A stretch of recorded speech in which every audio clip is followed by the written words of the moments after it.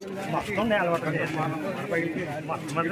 ఉద్యోగ ఉపాధి అవకాశాలు లేవు.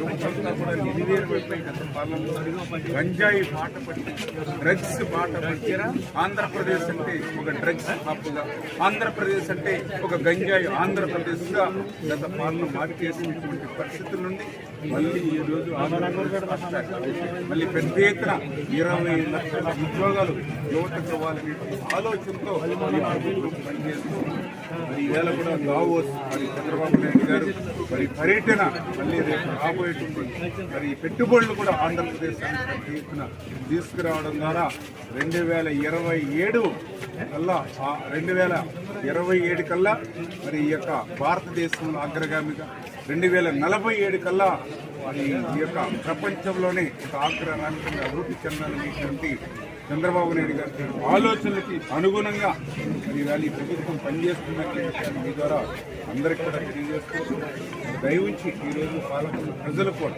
ఎందుకంటే గత 5 సంవత్సరాలు 1924 5 సంవత్సరాల వైసీపీ నాయకులందరూ కూడా తమ పదవుల మీద దృష్టి పెట్టారు.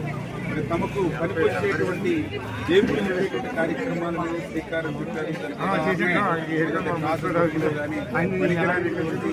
తెల్లపూడి నక్కల తెప్ప ప్రాంతంలో ప్రజలు ఎప్పుడు పోతూ ఉంటే మాకు ఎక్కడో నక్కల తెప్పలు ఇచ్చారు, పనికిరాని పనులు ఇచ్చారు అని ఇట్లా మరి 5 సంవత్సరాలు కూడా తమ పదవుల కోసం పాకులాడారు తప్ప పాలకొల్లు కోసం పాకులాడే పరిస్థితి లేదు.